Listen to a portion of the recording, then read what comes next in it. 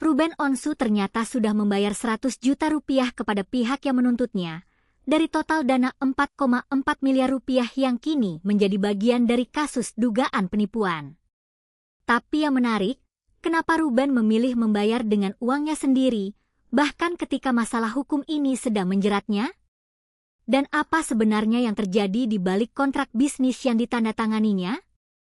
Kabar terbaru datang dari kuasa hukum Ruben Onsu, Maci Ahmad, yang memberikan keterangan kepada awak media di Polres Metro Jakarta Selatan pada 24 Agustus 2026. Menurut Maci, Ruben ternyata sudah mencicil 100 juta rupiah dari total dana sebesar 4,4 miliar rupiah yang dituntut oleh pihak korban dalam kasus dugaan penipuannya membuat Ruben menjadi tersangka. Namun, angka 100 juta rupiah itu bukan berarti seluruh persoalan sudah selesai. Menurut penjelasan kuasa hukumnya, pembayaran tersebut merupakan bentuk tanggung jawab awal Ruben kepada pihak yang merasa dirugikan. Maci Ahmad menegaskan bahwa Ruben memiliki niat untuk menyelesaikan permasalahan tersebut. Disinilah muncul sisi lain dari kasus ini. Menurut Maci, Ruben dikenal sebagai sosok yang tidak mudah meminta bantuan kepada orang lain. Bahkan ketika sedang menghadapi masalah hukum, Ruben disebut merasa sungkan untuk meminta pertolongan kepada sahabat-sahabatnya. Artinya, daripada meminta bantuan dari orang lain, Ruben disebut lebih memilih untuk berusaha menghadapi persoalan tersebut sendiri. Tetapi pertanyaan berikutnya adalah, mengapa masalah bisnis ini bisa berkembang menjadi perkara hukum? Menurut penjelasan Maci Ahmad, salah satu persoalannya berkaitan dengan minimnya pendampingan hukum ketika Ruben menandatangani kontrak bisnis dengan pihak berinisial DM sekitar setahun lalu. Ada beberapa poin dalam kontrak yang disebut terlewat. Hal yang awalnya berkaitan dengan kesepakatan bisnis tersebut kemudian berkembang menjadi persoalan yang kini harus dihadapi Ruben secara hukum. Dan ini menjadi bagian penting dari kasus tersebut. Sebab, menurut kuasa hukumnya, persoalan tersebut bukan berarti membuat Ruben menghindari tanggung jawab. Justru sebaliknya.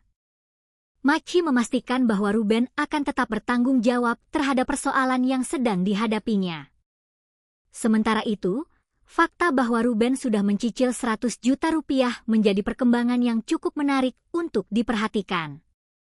Dari total 4,4 miliar rupiah, pembayaran 100 juta rupiah tersebut masih merupakan bagian awal. Artinya, masih ada selisih dana yang sangat besar yang menjadi bagian dari tuntutan pihak korban dan penyelesaian perkara ini.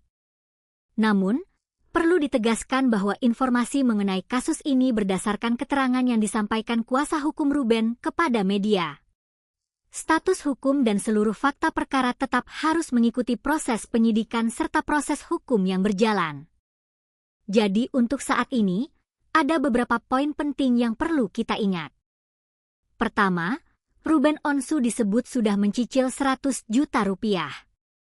Kedua, total dana yang dituntut pihak korban disebut mencapai 4,4 miliar rupiah.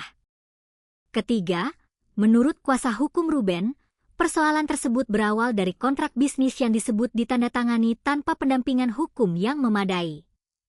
Dan keempat, pihak kuasa hukum memastikan Ruben tetap memiliki niat untuk bertanggung jawab dan menyelesaikan persoalan tersebut.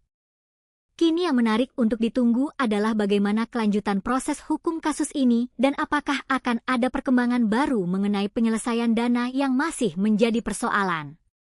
Menurut Anda, apakah pembayaran 100 juta rupiah ini menunjukkan keseriusan Ruben untuk menyelesaikan masalah atau justru masih terlalu kecil dibandingkan total 4,4 miliar rupiah? Tulis pendapat Anda di kolom komentar.